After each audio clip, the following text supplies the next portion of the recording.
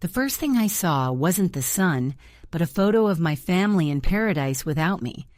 They thought they'd exiled me, but they just handed me the keys to my own escape. The first thing I saw when I woke up wasn't the morning sun or the alarm clock on my nightstand. It was a photo, a bright, disgustingly cheerful photo on my phone's lock screen, a notification from my sister Chloe. It was a group shot. My entire family, mom, dad, Chloe, and her husband, my golden child brother Mark, and his perfect wife, all grinning, holding colorful drinks with little umbrellas in them, an impossibly blue ocean sparkling behind them. The caption read, "Surprise family getaway, soaking up the sun in paradise." I stared at it, my heart turning into a cold, heavy stone in my chest. Paradise. They were in paradise, and I was in my gray apartment 3,000 miles away, looking at a spreadsheet for the company I'd built from the ground up, the company that, ironically, had paid for my dad's new car last year and the down payment on Chloe's house the year before that. My phone buzzed again. It was the family group chat, a place I was apparently still a member of, for appearance's sake. A flood of new pictures came in, Mark surfing badly, Chloe showing off a sunburn, my mom raising a glass of champagne, her face beaming. Not a single person had asked where I was, not a single text asking, "Hey, why aren't you in this picture?" Because they all knew exactly where I was. They knew because they had planned it this way. See, in my family, I'm the responsible one. That's the nice way of saying I'm the family ATM. It all started 5 years ago when my grandmother, the only person in the family who ever truly saw me, passed away.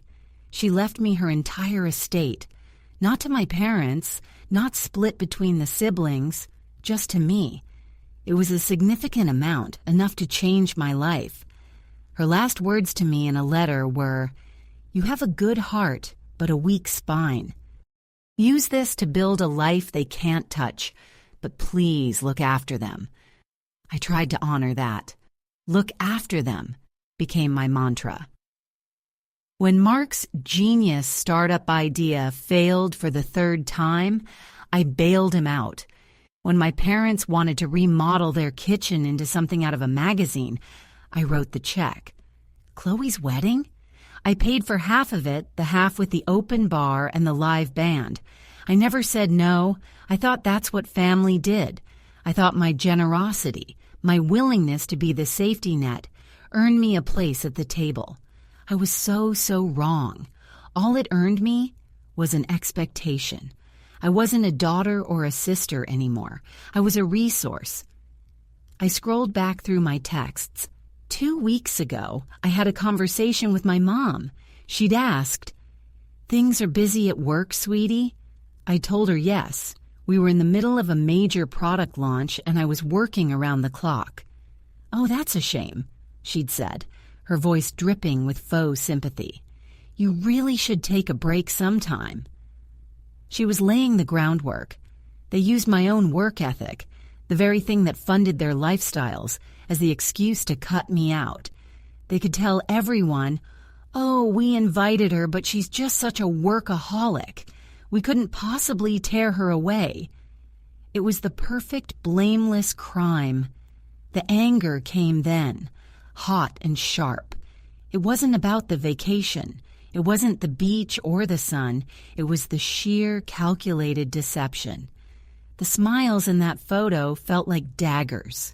They were toasting their success, a success built on my money and my sacrifice, while actively excluding me from the celebration.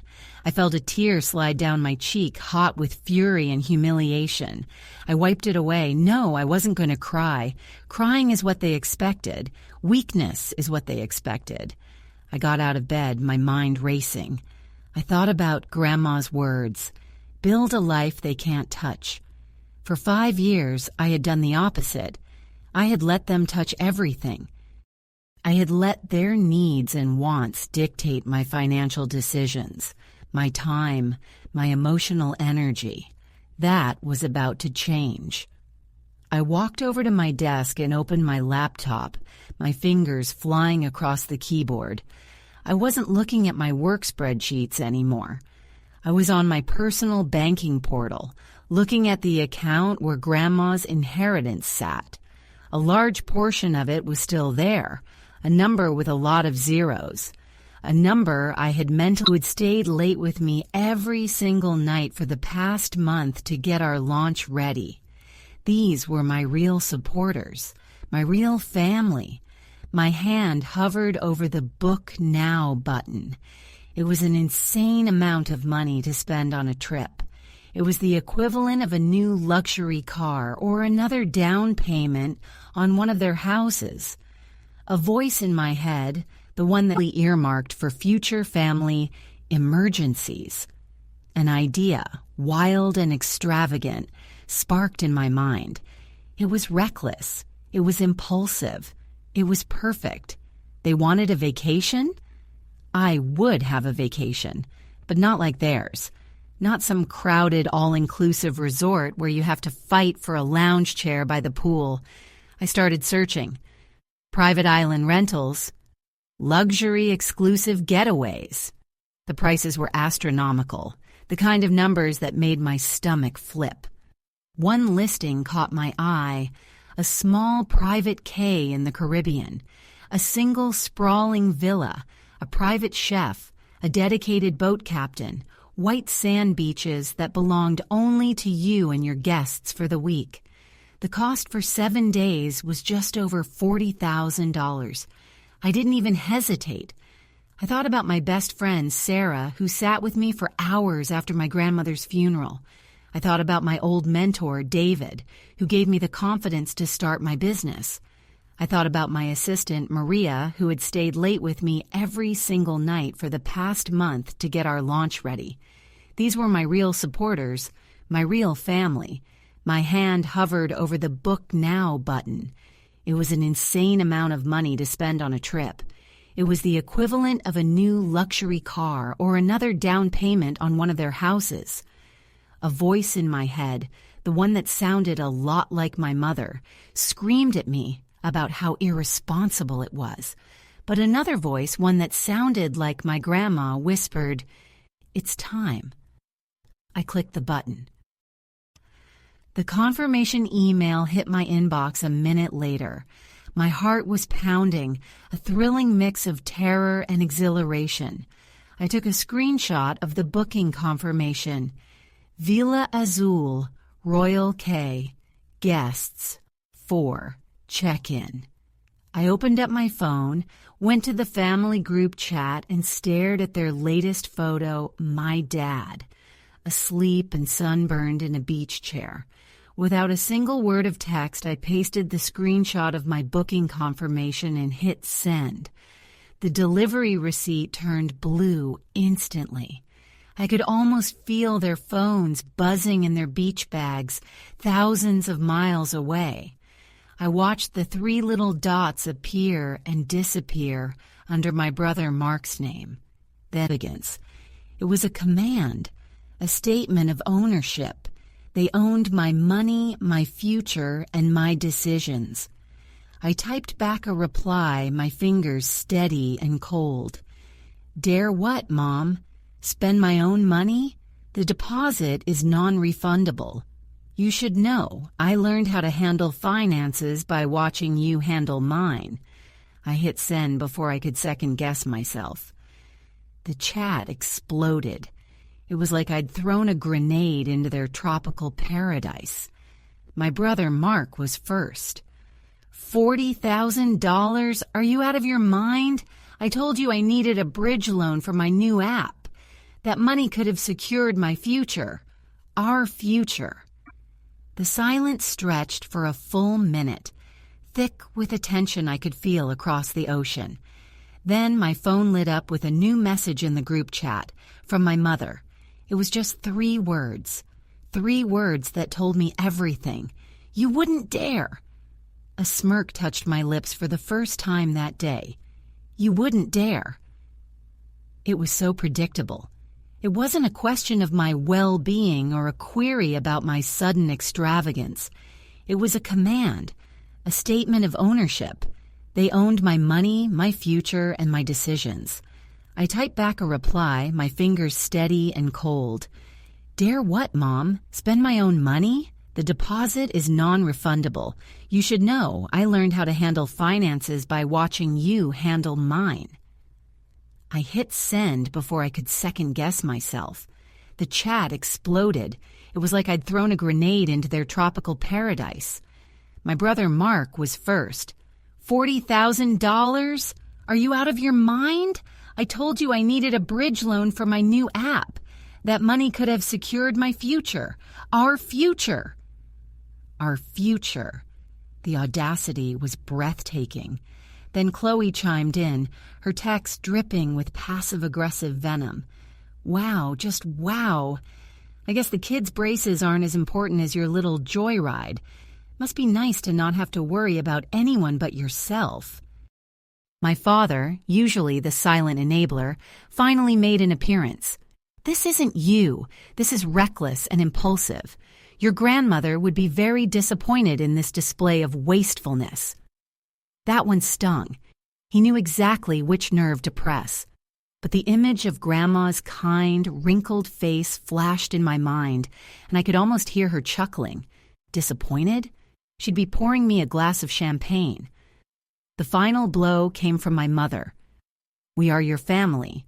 We are the ones who will be there for you when your so-called supporters are gone. You are throwing away everything for a moment of selfish spite. You need to cancel this immediately and apologize."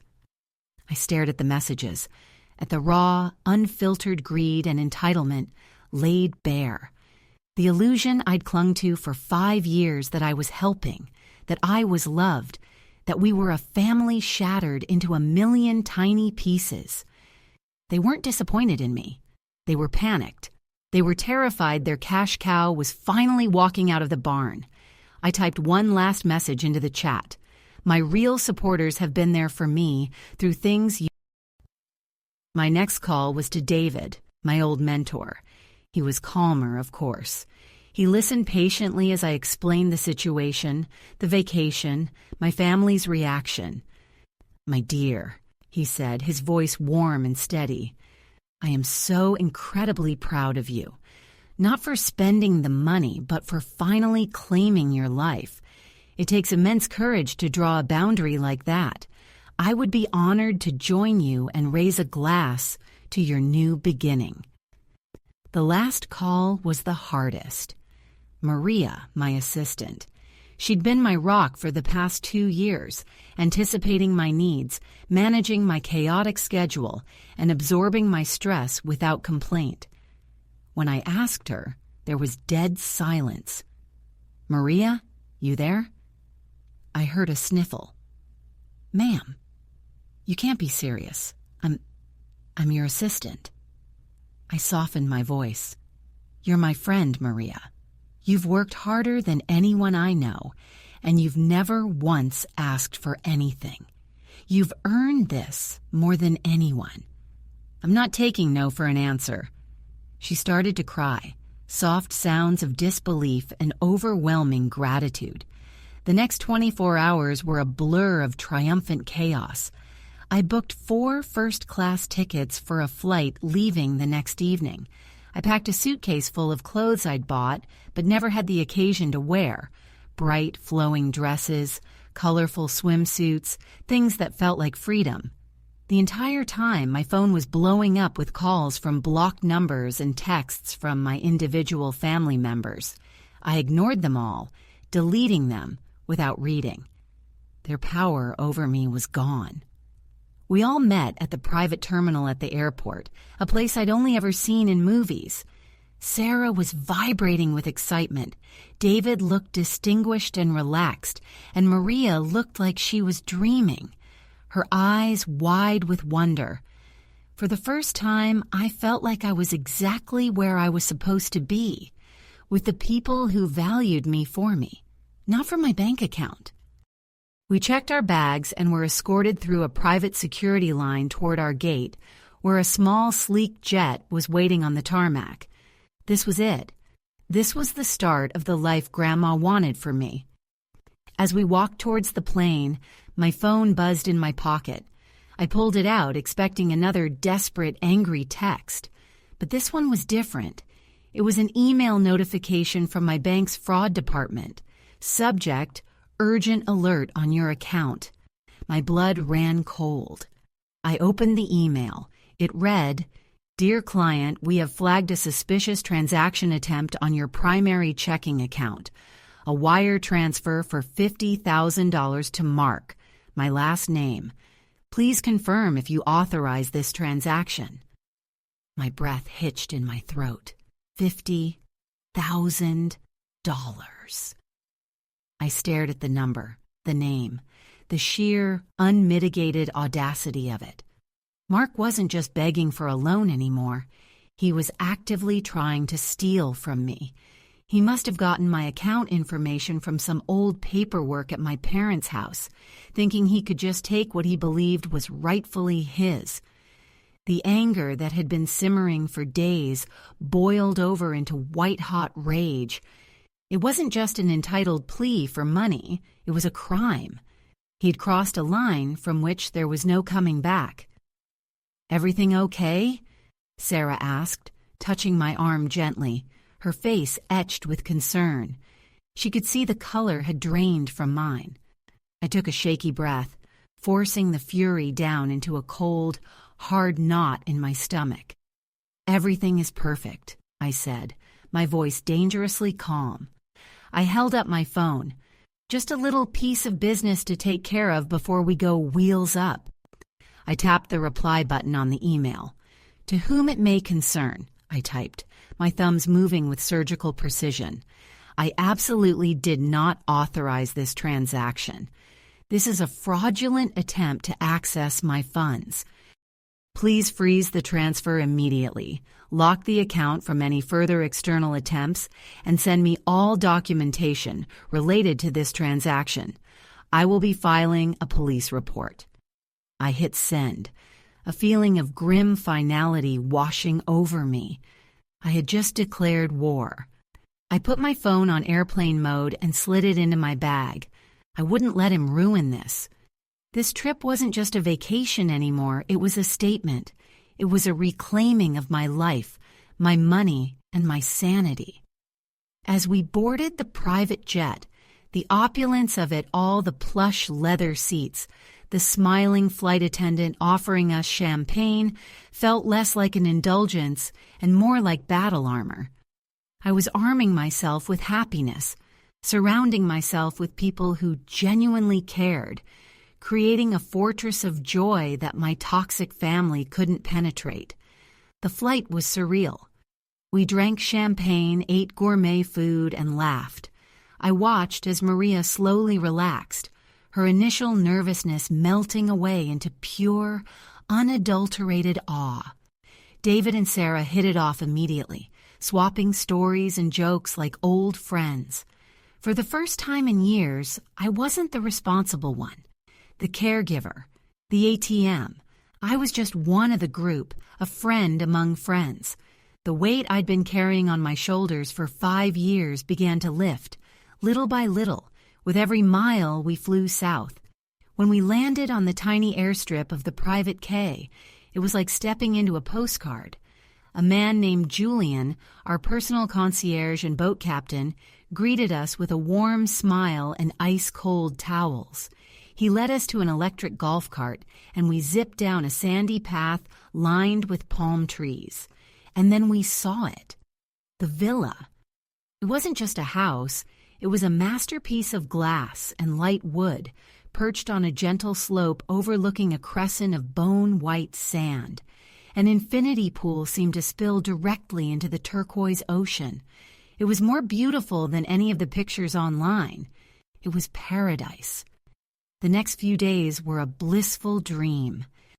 We snorkeled with sea turtles in the crystal clear water, had picnics on deserted beaches that Julian took us to on his boat, and spent hours lounging by the pool, while a private chef named Elena prepared the most incredible meals I'd ever tasted. We talked, we laughed, we shared secrets and dreams under the stars. I told them everything about my family, pouring out the years of resentment and hurt. They didn't just listen, they understood. They validated my feelings, celebrated my decision, and made me feel seen in a way my own family never had. I felt my spine, the one my grandmother had worried was so weak, slowly straightening and hardening into steel. On our 5th day, I woke up feeling utterly renewed. I decided to check my email for the first time since we'd arrived, not because I was worried, but because I wanted to see the fallout. There was a message from the bank's fraud department. Attached was the full documentation of the wire transfer attempt. I opened the PDF, and my eyes scanned the details. There was the routing number, the account number, and then a field I hadn't expected: reason for transfer. In the box, Mark had typed a single chilling sentence. It wasn't a justification for a business loan or a desperate plea. It was a cold, calculated claim. Final distribution of grandmother's estate as per family agreement. Family agreement? What family agreement? My blood ran cold. He wasn't just stealing. He'd created a false narrative, a lie to justify it. He was trying to rewrite history to frame his theft as a legitimate claim. But that wasn't the worst part. As I scrolled down, I saw the digital signature. It wasn't just Mark's name. There, clear as day, were 2 other names listed as co-requesters on the transfer: Chloe and my mother. They were all in on it. They had conspired together to drain my account, using a fabricated agreement as their legal cover. The betrayal was so profound, so absolute. It left me breathless. It was a coordinated attack by the 3 people who were supposed to love me most in the world. As I sat there, the tropical birds singing in the trees around me, a new email popped into my inbox. The sender was my father. The subject line read, "You need to listen to me. Now." I almost deleted it without reading. Another plea, another lecture, another attempt to manipulate me back into my designated role. But something in the urgency of the subject line made me pause. Curiosity, morbid and sharp, won out. I tapped the email open, my heart a leaden weight in my chest. "I know what they did," it began, and my breath caught. "I found the paperwork on Mark's desk this morning before they left for their vacation. A forged document stating you had agreed to split the remainder of your grandmother's inheritance. I confronted your mother. She admitted everything. They planned it weeks ago. The vacation was just to get you out of the picture, to make it seem like you were the one who was distant and unreachable when the money disappeared." My world tilted on its axis. He knew, he had known the whole time. The image of him, sunburnt and asleep in that beach chair, flashed in my mind. He wasn't peacefully napping. He was stewing in the knowledge of his family's betrayal. The email continued, "I am ashamed. I have stood by and enabled their greed for years because it was easier than fighting. I let them turn you into a utility instead of a daughter. That is my failure, and I will live with it for the rest of my life." I didn't join them on this trip. I told them I was sick. The truth is, I couldn't bear to look at them. What they tried to do is unforgivable. I have already spoken to my lawyer. I will testify against them if you choose to press charges. The documentation from the bank is all the proof you need. This is your decision, and I will support you no matter what you choose. I am so sorry. I read the email 3 times, the words blurring through a sudden film of tears. It wasn't absolution, and it didn't erase years of neglect, but it was something. It was the truth. It was a crack in the monolithic wall of their united front. The anger I felt towards him was still there, but it was now tempered with a sliver of pity for a man who had woken up far too late. I closed my laptop and walked out onto the veranda where the others were having breakfast.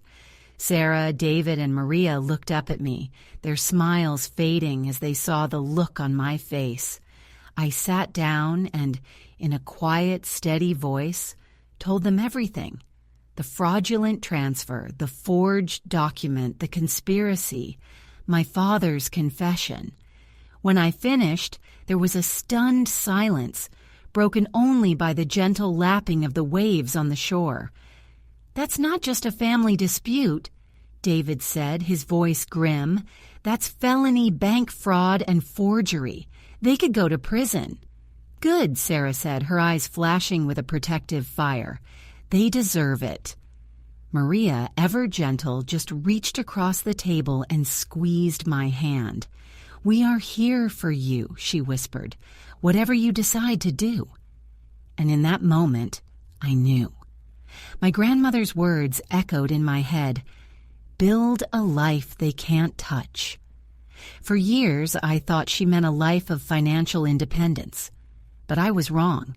She meant a life of emotional and moral independence. A life where their poison couldn't reach me. Sending them to prison would keep me tethered to them for years through court dates and legal battles.